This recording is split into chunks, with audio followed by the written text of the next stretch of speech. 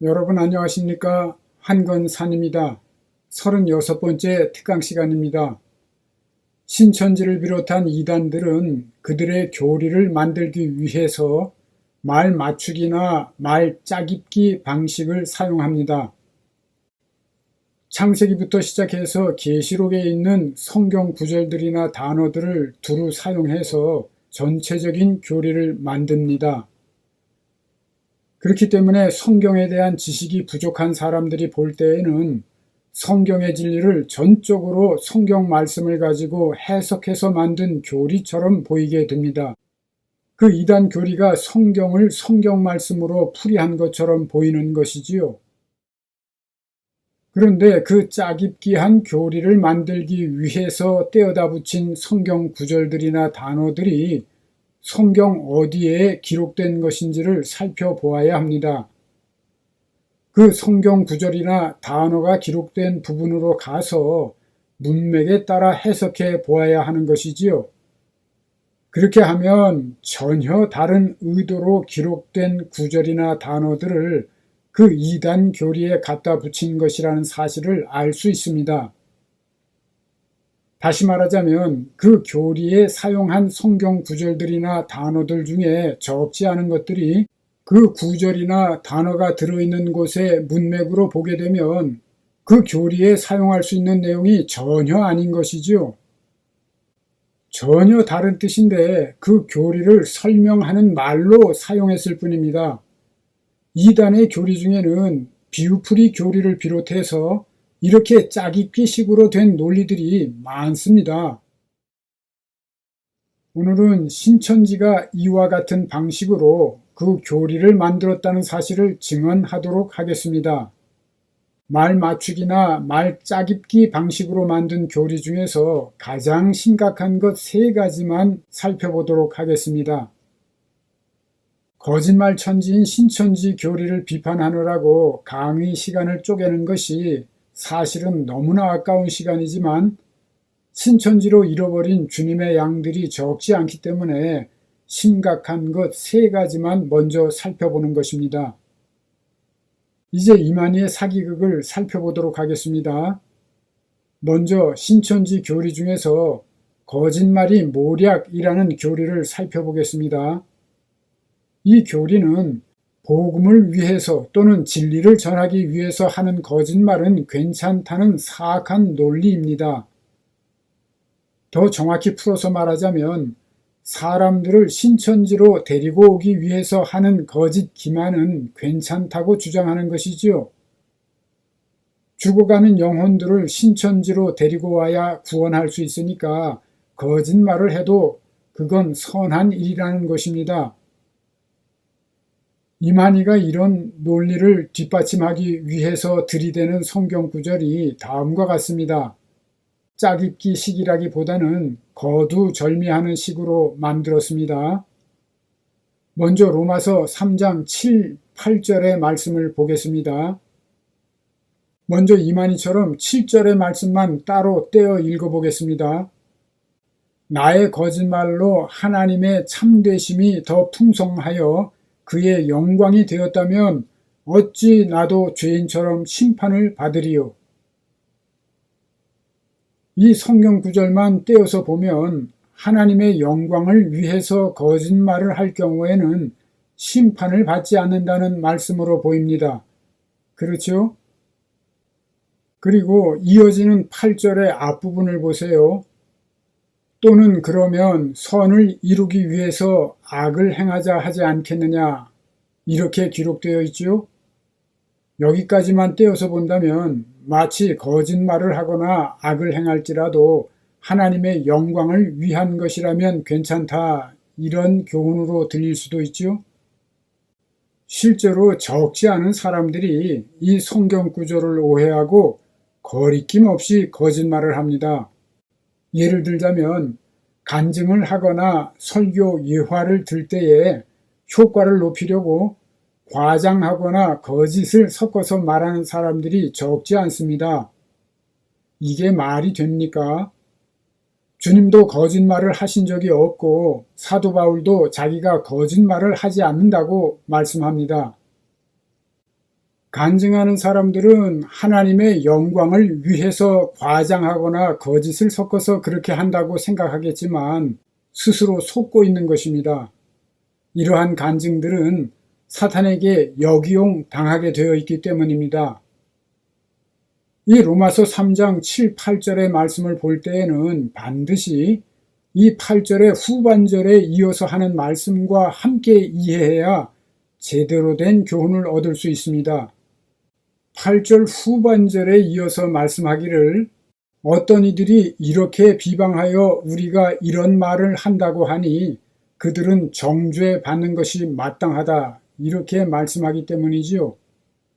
다시 정리해서 말하자면 사도 바울이 7절과 8절 앞부분과 같이 말한다고 비방하는 자들이 있는데 그들은 정죄 받아야 마땅하다고 교훈하고 있는 것이지요. 하나님의 영광을 위한답시고 거짓말을 하거나 악을 행해서는 안 된다는 가르침입니다. 그런 자들은 정죄받는 것이 마땅하다고 말씀하지 않습니까? 그런데 이만희는 7절의 말씀만 뚝 떼어다가 거짓말을 하거나 악을 행할지라도 하나님의 영광을 위한 것이라면 선한 것이라고 주장하며 거짓말이 모략이라는 교리를 만든 것입니다. 문맥을 무시하고 인용해서 사악한 교리를 짜깁기식으로 만든 것이지요. 기가 막히지 않습니까? 대부분의 이단의 교리가 이와 같이 말 짜깁기식으로 만드는데도 그들에게 미혹된 사람들에게는 모두 성경 말씀으로 설명하는 것처럼 보입니다. 이와 같이 거짓말이 모략이라는 교리도 신천지 교인들에게는 성경 말씀에 근거한 진리인 것처럼 보이게 되는 것이지요. 이 거짓말도 모략이라는 교리에 사용하는 짜깁기식 성경 구절이 하나 더 있습니다. 빌립보서 1장 18절의 말씀입니다. 그러면 무엇이냐? 외모로 하나 참으로 하나 무슨 방도로 하든지 전파되는 것은 그리스도니 이로써 내가 기뻐하고 또한 기뻐하리라. 이만희는 이 말씀도 왜곡시켜서 거짓 기만이나 악한 수단 방법을 가리지 않고서라도 말씀을 전파하면 선한 일이다 이런 식으로 끌어다 붙인 것이지요. 그렇지만 이 구절 앞에 있는 말씀과 함께 보아야 악한 거짓 기만에 넘어가지 않습니다. 이 말씀 앞에는 투기와 분쟁으로 그리스도를 전파하거나 착한 뜻으로 그리스도를 전파하는 사람들이 있다고 말씀하고 있습니다. 그리고 투기와 분쟁으로 전파할지라도 결과적으로 볼 때에 전파되는 것은 그리스도이기 때문에 기뻐한다고 사도 바울은 말씀하는 것이지요. 이 말씀 어디에 거짓 기만이나 악한 수단 방법을 써서라도 그리스도를 전하면 옳은 것이라는 뜻이 있습니까? 이 말씀은 굳이 예를 들자면 일부 교회 간에 교인 쟁탈전을 벌이거나 전도 경쟁을 벌이는 등의 상황에 비추어 볼 수 있는 말씀이라고 생각됩니다. 이러한 상황이 물론 바람직하지는 않지만 어찌 되었든지 전파되는 것은 예수 그리스도라고 할 수 있는 것이지요. 거짓말이 모략이라는 사악한 교리에 짜깁기 해서 그 근거로 인용할 수 있는 말씀은 결코 아닌 것입니다. 둘째로 억지로 짜깁기 한 성경 구절들로 만든 심각한 교리가 있는데요. 이만희가 보혜사요 신약을 성취한 참된 목자라는 교리입니다. 문선명의 위아래로 자칭 재림주나 자칭 하나님이라고 하는 자들이 즐겨 사용하는 프레임이 있습니다. 구약, 신약, 성약이라는 프레임입니다. 도형을 보세요. 이 도형을 보면 적그리스도들의 사악한 프레임을 한눈에 알 수 있지요. 성약이라는 말의 뜻은 약속을 이루었다는 뜻이지요. 그런데 그들은 이 성약이라는 말을 신약을 이루었다는 뜻으로 사용합니다. 그들의 사악한 논리는 이렇습니다. 주님께서 구약을 이루시고 새 언약을 하셨는데 그 새 언약, 즉 신약을 이룬 자가 바로 자기라고 주장합니다. 자기를 높이기 위해서 이단의 괴수들이 만든 프레임이지요. 주님이 오셨을 때 구약, 즉 모세의 율법이 별 볼 일 없어졌듯이 이만희가 와서 신약을 이루었기 때문에 예수의 신약의 말씀도 빛을 잃게 되었다는 논리를 펴며 쇠뇌시킵니다. 실제로는 주님 예수를 적그리스도의 발 아래에 두고 주님의 가르침을 무시하게 하는 논리이지요. 애초에 사탄이 한 짓하고 똑같습니다. 그렇지만 이만희는 예수님, 예수님 하면서 예수 그리스도를 높이는 듯이 말하기 때문에 신천지 교인들은 이러한 거짓 기만적인 상황을 눈치채지 못합니다. 이만희는 예수님이 보혜사이시고 그 보혜사가 약속한 또 다른 보혜사가 자기, 즉 이만희라고 주장합니다. 이러한 교리를 만들기 위해서 이만희는 요한복음 14장 16절에 나오는 또 다른 보혜사라는 말의 앞뒤에 있는 성경 구절들은 모두 없는 것처럼 만들어버렸습니다. 그러나 세뇌되어 있는 신천지 교인들은 이러한 짜깁기식 교리에 대해서 전혀 눈치채지 못하지요. 개역 성경에 보혜사라고 번역된 헬라어는 파라클레토스입니다.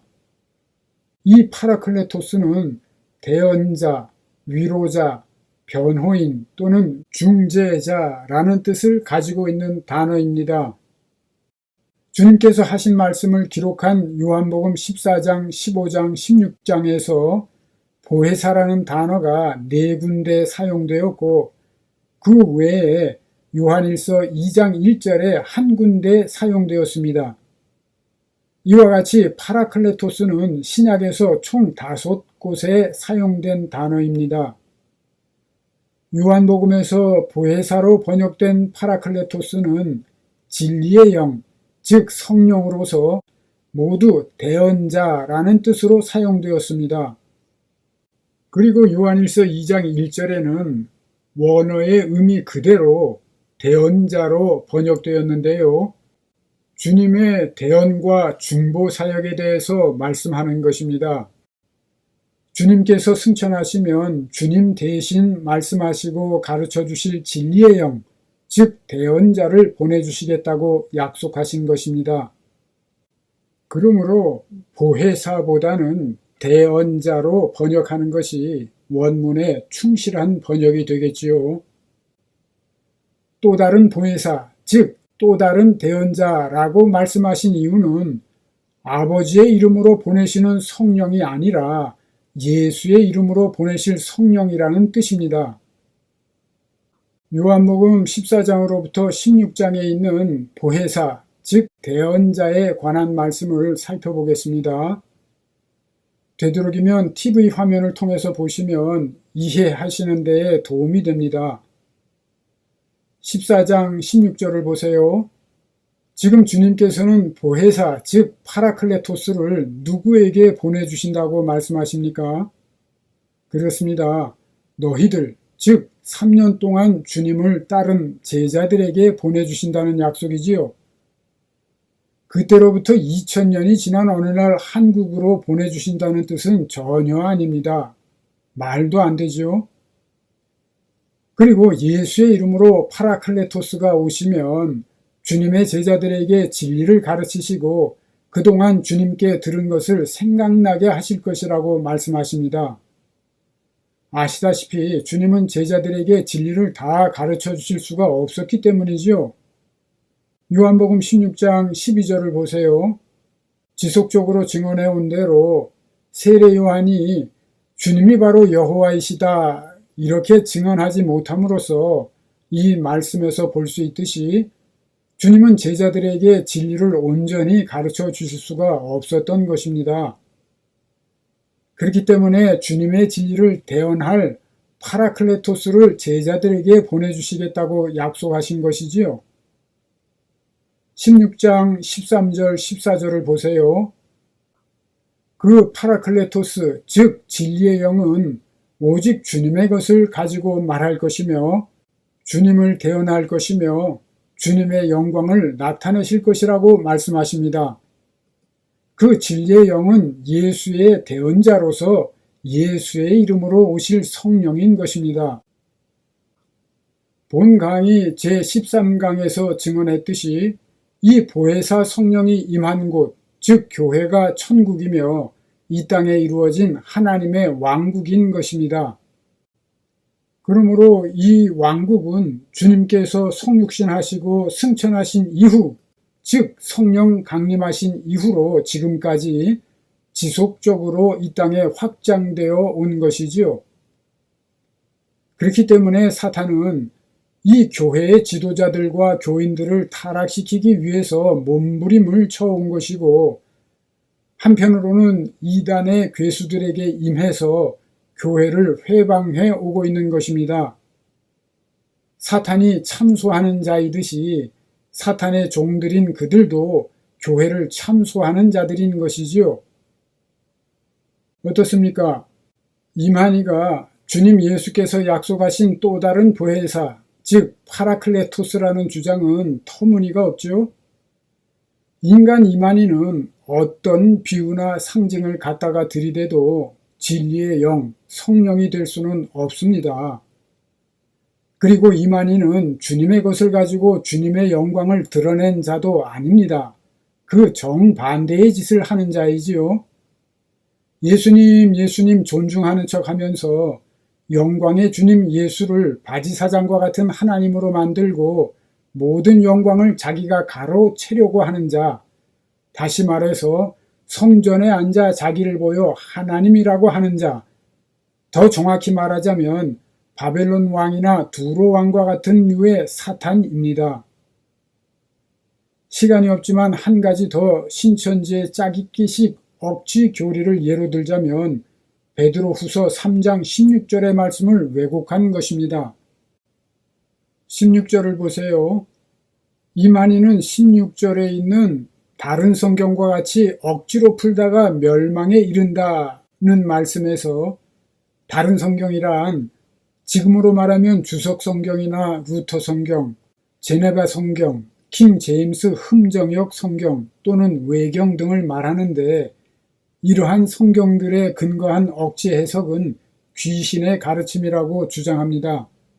선악과를 먹으면 죽으니까 절대 읽지 말라고 세뇌하지요. 게다가 기독교 개신교회의 교리가 서로 다른 이유는 귀신의 가르침이기 때문이라는 논리를 펴면서 기독교인들은 신천지로 추수되어 와야 구원받는다고 주장합니다. 그런데요, 이 베드로후서 3장 16절의 말씀은 그 전후 문맥으로 보면 그런 뜻이 전혀 아닙니다. 14절, 15절을 보세요. 사도 바울도 우리가 주님 앞에 점도 없고 흠도 없이 나타나기를 힘쓰라는 교훈을 하고 있는데, 사도 바울의 서신에 알기 어려운 것이 덜어 있어서 억지로 풀게 되면 멸망하게 될 수도 있다는 가르침입니다. 이 말씀에 대해서는 본 강의 제2강 전편에 자세히 설명하고 있고, 기독교파의 교리가 서로 다른 이유에 대해서는 본 강의 제5강에서 자세히 설명하고 있으니까 참조하시기 바랍니다.